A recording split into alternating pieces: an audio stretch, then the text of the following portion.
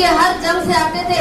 امیر کائنات پریشان ہوتے تھے کہ ایک دن فاتح جنگ بن کر جب پلٹے تو رسول اکرم نے دیکھا کہ علی کے چہرے پر ملال ہے. پوچھے یا علی آپ فاتح جنگ بن کر آئے ہیں لیکن آپ کے چہرے پر خوشی کے آثار نمودار نہیں ہو رہے. تو علی ابن ابی طالب فرماتے ہیں یا رسول اللہ میں کیا شہادت میری قسمت میں نہیں ہے؟ تو کہا آپ شہید ہوں گے. آپ شہید ہوں گے. تو اس وقت علی ابن ابی طالب کے چہرے پر مسکراہٹ آئی. ہمیشہ انتظار کرتے تھے کہ کب میں اس دنیا سے چلا جاؤں گا, لیکن اس دنیا میں رہنے کو علی خوش نہیں ہو رہے اس دنیا میں رہنے سے. بلکہ جب 19 کی رات کو علی ابن ابی طالب کے سر مبارک پر ضرب لگی تو علی نے فرمایا فزت برب الکعبہ, کہ خدا کی قسم میں علی کامیاب ہو گیا. علی فاتح خیبر بنے, نہیں کہا میں کامیاب ہوا. فاتح احد بنے, نہیں کہا میں کامیاب ہوا. فاتح صفین بنے, نہیں کہا میں کامیاب ہوا. نہ فاتح بدر بنے, تب کہا میں علی کامیاب ہوا. لیکن جب علی ابن ابی طالب اس دنیا سے جا رہے تھے تو کہا فزت برب الکعبہ, خدا کی قسم علی کامیاب ہو گیا. یعنی علی دنیا سے رہنے سے اللہ کی ملاقات کو کہہ رہا ہے کہ میں علی کامیاب ہو گیا. میں دنیا کو چھوڑ کر جا رہا ہوں. میں دنیا کی مذمت کرنے والا علی دنیا میں رہنے پر خوش نہیں تھا, بلکہ میں یہاں سے جانا دار فنا سے دار بقا کی طرف جانے کو علی اپنے لیے خوش قسمتی قرار دیتا ہے. علی سے پیار کرتے ہیں تیرا احسان ہے مولا, علی سے پیار کرتے ہیں تیرا احسان ہے مولا. ہمارے پاس بخشش کا یہی سامان ہے مولا. درے نجف کو چھوڑ دے ہم جنت کے بدلے میں, درے نجف کو چھوڑ دے ہم جنت کے بدلے میں, یہ سودا ہم نہیں کرتے ہمیں نقصان ہے مولا. نعرہ حیدری حیدری حیدری, دل کھول کر جواب دے نعرہ حیدری حیدری. کنت مولا فہذا علی مولا. رسول اکرم نے بھی یہی فرمایا جس جس کا میں مولا اس کا علی مولا. آپ سب کا ہے علی مولا. نعرہ حیدری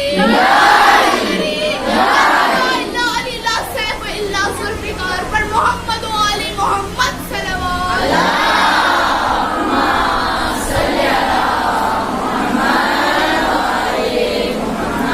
تو عزیزان گرامی, ہمیں جو ائمہ کی احادیث سے ملتا ہے حقیقت دنیا نظر آتی ہے ائمہ کی, رسول خدا کے فرامین سے ہمیں کیا سبق ملتا ہے کہ یہ دنیا ایک گزرگاہ ہے. ہم نے جو یہاں پر بونا ہے وہی ہم نے آخرت میں کاٹنا ہے. پھر ایک دن رسول اکرم سے کسی نے پوچھا کہ زمانہ کیسا ہوگا. تب میرے بعد کا زمانہ میں بتاتا ہوں کہ لوگ دنیا سے بہت زیادہ محبت کر لیں گے. وہ سمجھیں گے کہ ہم نے اس دنیا میں رہنا ہے, مال کو جمع کر لیں گے کہ اور مال سے محبت کریں گے, اور اولاد کی تربیت کریں گے تو بھی دنیا کے لیے, دنیا کی واہ کے لیے. آخرت میں وہ اپنا کوئی حصہ نہیں رکھیں گے. تو رسول خدا اس حدیث کو بیان یوں کرتے ہیں, کہا سیاتی زمان علی امتی یحبون خمسا وینسون خمسا. کا ایک زمانہ آئے گا, کیسا ہوگا کہ میری امت پر وہ ایسا زمانہ آئے گا یحبون خمسا, وہ 5 چیزوں کو پسند کرے گا, وینسون خمسا, اور 5 چیزوں کو بھول جائے گا. کہا پہلی چیز کا یحبون الدنیا وینسون الآخرہ, وہ دنیا سے محبت کرے گا. یعنی میری امت میں یہ ایک ایسا زمانہ آئے گا کہ یحبون الدنیا وینسون الآخرہ, کہ وہ دنیا سے محبت کرنے والا ہوگا اور آخرت کو بھول جائے گا. تو عزیزان گرامی, ذرا اپنے ارد گرد ہم اگر اپنے گریبان میں جھانکیں تو ہمیں یہی زمانہ نظر آتا ہے کہ ہم اس دنیا میں دل لگا کر بیٹھ گئے ہیں, آخرت کو بھول گئے ہیں. کہ ہم اگر مجلس حسین میں آتے ہیں تو بھی دنیا کو دکھانے کے لیے, رشتہ داروں سے ملنے کے لیے, اور آتے ہیں ممبر پر آنے والے کو خوش کرنے کے لیے, آتے ہیں تو اپنے لنگر کے لیے, آتے ہیں تو مسینہ زنی کے لیے, لیکن ہمارا مقصد کیا ہے؟ دنیا کو دکھانا, دنیا کو خوش کرنا. تو یہ ریاکاری, اور آپ کو پتا ہے کہ ریاکاری گناہ ہے. ہم آخرت کو بھول گئے. اگر ہمارا مقصد حسین کی عزاداری میں یہ ہو جائے کہ ہم نے خوشنودی پروردگار حاصل کرنی ہے, خوشنودی اہل بیت حاصل کرنی ہے عزیزان گرامی, تو ہم اپنی آخرت کے لیے نیکیاں اکٹھی کرنا شروع کر دیں گے. اور پھر کیا کہا؟ یحبون المال وینسون الحساب, کہ انسان میری امت کے جو دنیا ہے, میری امت کے جو گروہ ہے, جو میری امت ہوگی وہ کیا کرے گی؟ مال سے محبت کرے گی اور حساب کو بھول جائے گی. کہ ہمارا حساب و کتاب بھی ہوگا. آج عزیزان گرامی یہی زمانہ ہم پر طاری ہو گیا ہے. ہم مال اکٹھا کر رہے ہیں, نہیں معلوم حلال ہے, نہیں معلوم کہ حرام ہے, بس مال اکٹھا کر رہے ہیں. یہ کورونا آیا 2 سال سے تو ہر ایک کی زبان میں یہ تھا کہ جتنا ہو سکے کہ انویسٹمنٹ کر لیں, جتنا ہو سکے اپنے بینک کے اندر مال اکٹھا کر لیں. کل کو مشکل وقت آ سکتا ہے, شاید کاروبار ختم ہو جائے, شاید نوکریاں ختم ہو جائے, شاید ہمارے بچوں پہ بیماری آ جائے, تو ہم مال اکٹھا کرنے میں لگے.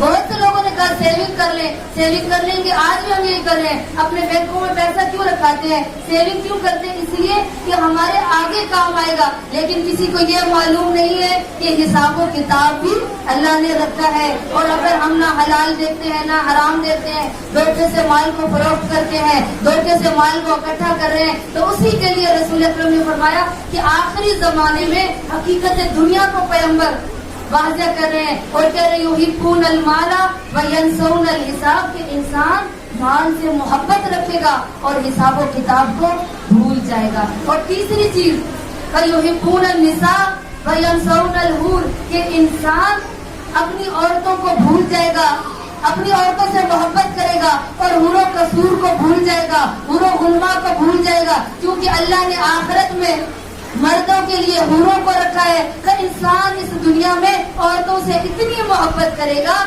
کہ ان حور و قصور کو, ان حور و غلما کو جو اللہ نے آخرت میں رکھی ہے ان کو بھول جائے گا. وہ حلال عورت ہے یا حرام, اس چیز کو مرد نہیں دیکھیں گے. اور عزیزان گرامی یہی زمانہ آ گیا ہے کہ آج ہم زنا کو تو پروموٹ کرتے ہیں لیکن نکاح کو پروموٹ نہیں کرتے.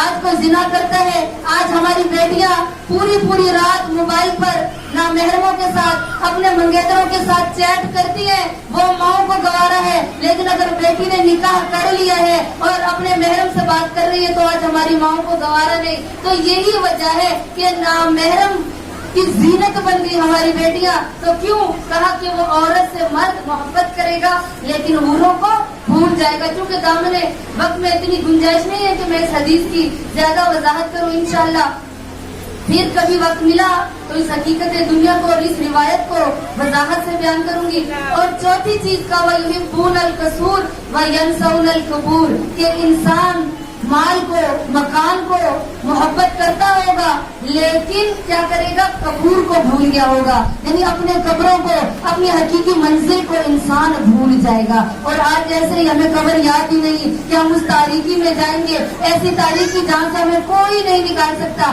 ایک عزیزان گرامی, انسان خواب میں جائے, آنکھیں بند کرے تو ہمارے آگے, آنکھوں کے آگے اندھیرا آ جاتا ہے. اور قبر کی تاریکی اس سے بھی سخت ہے. اگر ہم عالم خواب میں کوئی بھیانک, کوئی خوفناک خواب دیکھ لیں تو ہمارے ساتھ کیا ہوتا ہے کہ ہم اچانک سے ہماری آنکھ کھلے تو ہم شکر کرتے ہیں, یا اللہ تو نے ہمیں سے تاریکی سے نکال لیا, اس خوفناک بھیانک خواب سے تو نے ہمیں نکال لیا. اچانک آنکھ کھلتی ہے تو سمجھ آتا ہے کہ یہ سب خواب تھا. تو عزیزان گرامی, قبر کے اندر جو اندھیرا ہے وہ کوئی خواب نہیں ہوگا, وہ حقیقت ہوگی. اس قبر کی تاریکی کو یاد رکھیں کہ ہم نے اس تاریخ قبر میں جانا ہے. ادھر تو ہم خوفناک خواب دیکھتے ہیں تو جب آنکھ کھلتی ہے تو نکل جاتے ہیں, لیکن قبر کی تاریکی سے سوائے ہمارے اعمال صالحات کے, باقیات و صالحات کے علاوہ ہمیں کوئی بھی اس تاریکی سے, قبر کی سیاہ راتوں سے نہیں بچا سکے گا. اسی لیے کہا وَيُحِبُّونَ الْقُصُورَ وَيَنْسَوْنَ الْقُبُورَ, کہ آخری زمانے کے لوگ مال سے, مکان سے محبت کریں گے لیکن جو ان کا اصلی مکان ہے, اصلی قبر ان کا مکان ہے, اس کو بھول جائے گا. اور پانچویں چیز اور آخری وَيُحِبُّونَ النَّفْسَ وَيَنْسَوْنَ الرَّبَّ, کہ انسان اپنے نفس کا پیروکار ہو جائے گا اور اپنے پروردگار کو بھول جائے گا. تو عزیزان گرامی, یہ حدیث کی روایت جب میری نظروں سے گزری تو بالکل آج کے دور کے مطابق ہم پر منتخب کرتی ہے, یہ میرے پہ اور آپ پر منتخب ہوتی ہے. کیوں؟ اور ایسا ہی ہے, ہم اپنے نفس کی خواہشات کے اتنے پیچھے پڑے ہیں. ہمارے گھر میں فریج ہو, ہمارے پاس ٹی وی ہو, ہمارے پاس کار ہو, ہماری کوٹھی ہو, ہمارے گھر میں نوکر ہو, ہمارا اتنا زیور ہو, ہمارا اتنا بینک بیلنس ہو, ہمارے پاس اچھا سا موبائل ہو, ہمارے پاس نیٹ کی سہولت ہو, لیکن ہم نے کیا کیا, اپنے رب کو بھول گئے. وَيَنْسَوْنَ الرَّبَّ, ہم اپنے پروردگار کو بھول گئے. کہ جب کو پروردگار اس نے ہمیں اس دنیا میں بھیجا تھا تو ایک مقصد دے کر بھیجا تھا کہ اے بندے, میں دنیا میں تجھے تھوڑے ٹائم کے لیے بھیج رہا ہوں, थोड़े टाइम के लिए भेज रहा हूँ कि जा इस दुनिया में कुछ कमा ले, कुछ हासिल कर ले, कुछ नेकियां कमा ले, कुछ सवाब ले आ। तो क्या इस सवाब को हमने हासिल किया? अपनी ख्वाहिशात नफ्स, अपने नफ्स की पैरवी में हम इतना गर्क हो गए कि अपने परवरदिगार को भूल गए। अल्लाह ने हमें माह रमजान दिया, माह शाबान दिया, माह रजब दिया, माह मुहर्रम अता किया। ये मेरे बंदे, ये महीने, ये दिन मैंने तुझे इसलिए दिए हैं कि तू मेरे करीब हो जा, तू मेरे करीब हो जा। तू अपने रब के करीब होएगा जब तू अपने परवरदिगार को अपनी नजरों में रखेगा। मैं ये पूरी दुनिया तेरे कदमों में लाके रख दूंगा। और ऐसा ही हुआ अजीजाने ग्रामी कि जिसने इस दुनिया को ठोकर मारी और वो उसको अल्लाह ने बुलंद कर लिया, अल्लाह ने उसको बुलंद कर लिया। इमाम हुसैन इब्न अली, क्योंकि अय्याम मुहर्रम में हुसैन इब्न अली ने दुनिया को ठोकर मारी थी, और ठोकर मारी तो बहुत से लोगों ने कहा, ए हुसैन औलाद को साथ लेके जा रहे हो, अपनी बहनों को लेके जा रहे हो, आपके पास तो माल नहीं है। यजीद के पास तख्त भी है, यजीद के पास किराए के कातिल भी है, यजीद के पास वक्त भी है, यजीद के पास हुकूमत भी है, आपके पास तो हुकूमत नहीं है। तो हुसैन इब्न अली ने फरमाया, मैं जिस मकसद को लेकर जा रहा हूँ वो मकसद बहुत बुलंद है, ये दुनिया यही रह जाएगी। एक वक्त आएगा कि ये लोग मुझे याद करेंगे कि हुसैन ने कौन सा कारनामा अंजाम दिया था। आज दुनिया अंगुष्ठ पे दंदान है कि हुसैन इब्न अली अकेले घर से निकले, कोई साथ नहीं था। तो अजीजाने ग्रामी, जब हुसैन इब्न अली मक्का से निकल रहे थे, तारीख कहती है जब मक्का से निकलकर हुसैन इब्न अली इराक की तरफ जा रहे थे, वे सुबह इराक की तरफ रवाना हुए तो रास्ते में एक शख्स मिला। इमाम फरमाते हैं, आओ मेरे साथ करबला चलो, आओ मेरे साथ करबला चलो, मैं जंग के लिए जा रहा हूँ।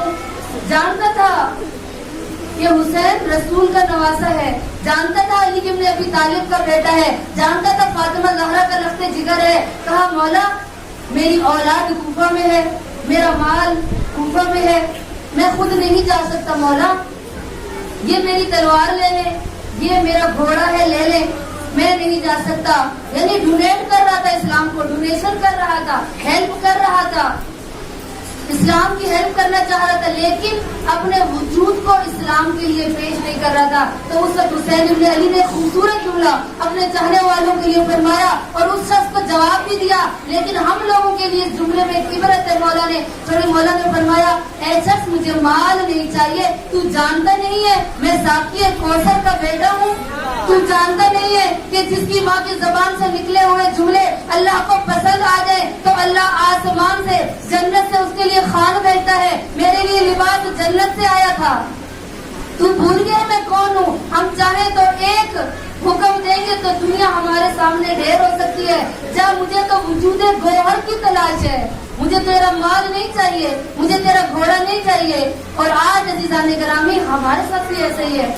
हम मस्जिदों में, मदरसों में, इमाम बारगाहों में अपना माल देते हैं लेकिन खुद आना पसंद नहीं करते। क्यों? क्योंकि हम दुनिया से मोहब्बत करते हैं। और हुसैन इब्न अली ने उस बंदे से कहा था कि मुझे वजूदे गोहर की तलाश है, वजूदे गोहर नायाब की तलाश है, इसलिए जो 72 गए। इसलिए हुसैन इब्न अली ने फरमाया था कि जो सहाबा मुझे मिले वो ना मेरे नाना रसूल को मिले, ना वो मेरे बाबा अली को मिले। इसलिए कहा कि शबे आशूर हुसैन इब्न अली ने जब कहा 3 दफा, तारीख की जुमले का 3 दफा शम्मा को बुझाया और कहा कि इनकी दुश्मनी मुझ हुसैन इब्न अली से है, जो जाना चाहता है वो चला जाए। एक दफा शम्मा बुझाई, देखा तमाम 72 के 72 मौजूद है, दोबारा शम्मा बुझाई इस गम से कि कोई ये न कहे कि हुसैन इब्न अली के सामने हम इस महफिल को छोड़कर कैसे जाएं। लेकिन हुसैन इब्न अली ने दूसरी दफा शम्मा बुझाई, कहा जिसने जाना है चले जाए, मैं चराग को गुल कर रहा हूँ, जो उठकर जाना चाहता है मैं उसकी शिफाअत का दामिन हूँ, मेरे नाना रसूल उसकी शिफाअत करेंगे, मेरी माँ ज़हरा उसकी शिफाअत करेगी, आप लोग जाने, जो जाना चाहते हैं चले जाओ। तीसरी दफा जब चराग रोशन किया तो हुसैन इब्न अली ने क्या देखा कि 72 गोहरे नायाब अपनी अपनी जगह पर बैठे हैं। और जब तीसरी दफा जब शमा को रोशन किया तो क्या देखा, 72 फरमाते हैं, या हुसैन इब्न अली, ए मजलूमे करबला, अगर 70 दफा हमें जिबा किया जाए आपकी मोहब्बत में और 70 दफा हमें जिंदा किया जाए तब भी हम आपको छोड़कर नहीं जाएंगे। तरक तो हुसैन, यानी हम हुसैन आपको तर्क नहीं करेंगे। اور وہ گوہر نایاب کیسے تھے کہ جو دنیا سے محبت نہیں کرتے تھے انہوں نے دنیا کو چھوڑ دیا تھا. کہا سعید ایک صحابی ہے, 72 شہداء میں سعید کا نام ہے. کہا سعید مکہ سے حج کر کے واپس حسین ابن علی کے ساتھ سفر کرتا ہوا جب راستے میں پہنچا جہاں حسین کا خیمہ ہوتا تھا, تھوڑے فاصلے پر سعید اپنا خیمہ لگاتا تھا اپنی غلام, اپنی کنیز, بیوی, بچوں کے ساتھ وہاں تھوڑے فاصلے پر خیمہ لگاتا تھا. کہا پورا سفر میں سعید مولا کے ساتھ ساتھ سفر کرتا رہا. کہا ایک دن جب وہ مولا کے ساتھ اس نے اپنا خیمہ لگایا تو کھانا کھا رہا تھا سعید. 72 شہدائے کربلا میں ایک سعید ہے. کہا سعید نے جب خیمہ لگایا اور کھانا تناول کر رہا تھا, ایک لقمہ ہاتھ میں تھا کہ دروازے پر دستک باب ہوا. غلام کو بھیجا, پوچھو کون ہے. منہ سے یہ جملے نکلے, خدا نہ کرے کہ حسین کا قاصد ہو. اور جب دستک باب ہوا پتہ چلا حسین کا قاصد آیا ہے اور حسین نے سعید کو طلب کیا ہے. اب یہ سعید اپنی بیوی کا امتحان لینے کے لیے, کیونکہ عورت ناقص العقل ہے, فوراً گھبرا جاتی ہے. سعید نے کہا حسین کا قاصد آیا ہے اور مجھے حسین نے طلب کیا ہے. زوجہ سے کہا تمہیں کہاں کروں, غلام ہے, اولاد ہے, اس کو کہاں چھوڑ کر میں حسین کا ساتھ دے سکتا ہوں. زوجہ نے کہا کہ اگر تو نہیں جائے گا تو میں اپنی اولاد کو لے کر حسین کی نصرت میں چلی جاؤں گی, میں حسین کی نصرت میں چلی جاؤں گی. یہ سعید کی زوجہ کے جملے ہیں. کہا اگر تو نہیں جائے گا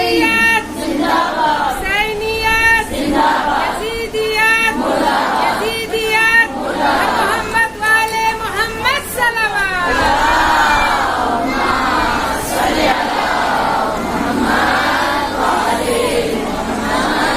اگر تو نہیں جائے گا تو میں اپنی اولاد کو لے کے چلی جاؤں گی. عزیزان گرامی, ہم بھی کہتے ہیں کہ کاش ہم کربلا میں ہوتے تو ہم کس کا ساتھ دیتے. جو ہم دنیا سے محبت کرنے والی ہیں, جو اولاد سے محبت کرنے والی ہیں. ابھی ہمارے بچے کو باہر کہیں کہ اس بچے کو کچھ ہو گیا, ماں مجلس سے حسین چھوڑ کر بھاگے گی, اولاد کی محبت اس کے دل پر حاوی ہو جائے گی. تو ہم کیسے کربلا میں حسین کا ساتھ دیتے.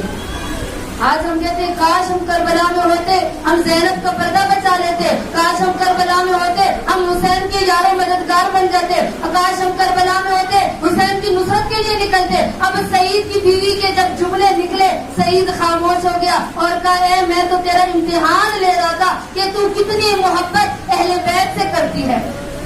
سعید نے کہا میں تجھے آزاد کرتا ہوں, اولاد کو لے, یہ غلام تیرے حوالے, یہ مال و اسباب تیرے حوالے, تو کوفہ واپس چلی جا, میں حسین کی نصرت کے لیے نکلتا ہوں. یہ ہیں حسین کے چاہنے والے, یہ ہیں حسین کو سمجھنے والے. یہ وہ لوگ تھے جو 72 تھے کہ جو معرفت حسین رکھتے تھے, جن کو دنیا ظاہری طور پر نظر آ رہی تھی. وہ آخرت کی طرف سفر کر رہے تھے, وہ آخرت کو دیکھ رہے تھے, وہ اپنے مستقبل کو دیکھ رہے تھے, وہ آنے والے وقت کو دیکھ رہے تھے. تو اب جب شب عاشور گزری اور جب صبح کا ستارہ نمودار ہوا, ہر ماں یہ چاہتی تھی کہ میرا بچہ پہلے حسین پر فدا ہو جائے. علی اکبر کی ماں علی اکبر کو دیکھ کر کہتی تھی اے علی اکبر, میں چاہتی ہوں کہ تو سب سے پہلے حسین پر فدا ہو جائے.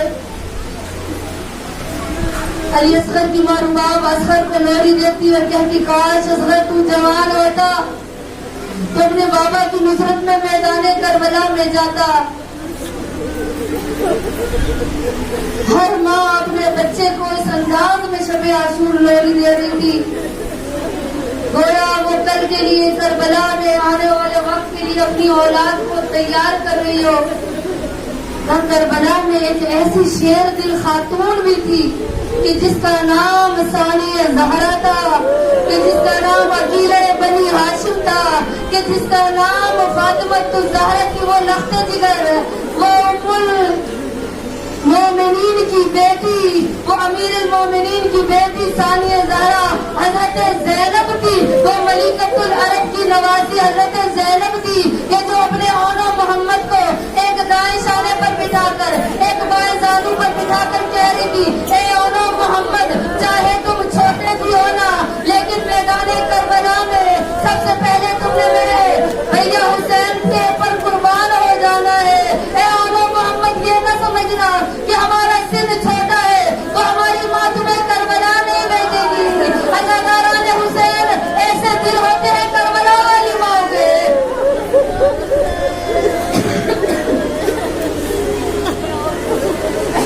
अपने जानुओं पर बिठाकर ओनो मोहम्मद को सानिया ज़हरा लोरी भी देती है और कहती है मैं तुम्हें कल के लिए बेटा तैयार कर रही हूँ, और कल जब मेरे हुसैन पर बुरा वक्त आएगा और हुसैन का इम्तिहान शुरू होगा तो अपनी कुर्बानियां पेश करने से डरेगा न करना।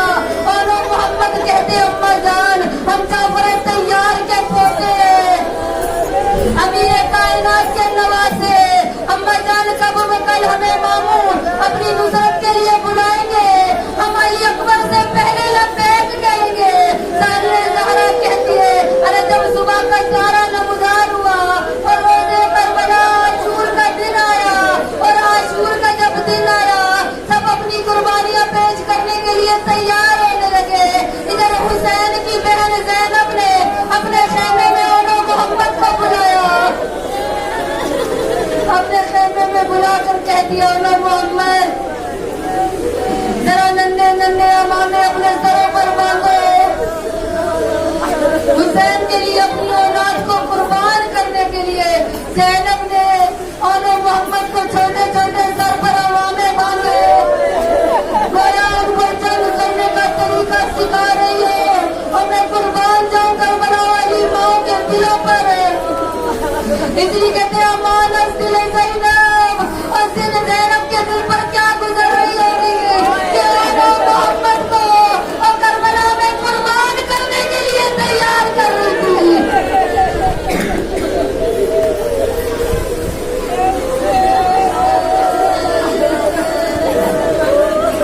अदाकारा ने हुसैन दिल खोल कर रोए और करबला वाली माओ का सब्र देखे। और मोहम्मद को तैयार करने के बाद मेरी आकाज़ादी ने हुसैन को सदा दी, अब भैया हुसैन जरा मेरे खेमे में तशरीफ ले आए। हुसैन ज़ैनब के खेमे में आए तो क्या देखा, ओनो मोहम्मद लिबास जंग पहनकर नन्ही नन्ही तलवारें लटका कर खड़े हुए। ज़ैनब कहती है हुसैन भैया मैं इनको करबला इसलिए लेकर आई हूँ कि आप पर कुर्बान कर दूँ, मैं चाहती हूँ मेरा करबला में हिस्सा हो जाए। हुसैन कैसे बर्दाश्त कर सकते थे कि ज़ैनब अपनी औलाद को मैदान करबला की तरफ भेजे। अदाकारा ने हुसैन, ज़ैनब कहती है भैया हुसैन इनकार नहीं करना, मेरे पास ये दो फूल है मैं आप पर कुर्बान करना चाहती हूँ। हुसैन खामोश हो दोनों भाइयों को हुसैन ने घोड़ों पर बिठाया। तारीख कहती है ओनो मोहम्मद का सिर इतना छोटा था कि दोनों भाइयों के पैर और रकाब पर नहीं पहुंच सकते थे। दोनों भाइयों को सीने सुलझना पर बिठाया। हुसैन फरमाते हैं मेरे भाइयों जब मुश्किल वक्त आए ना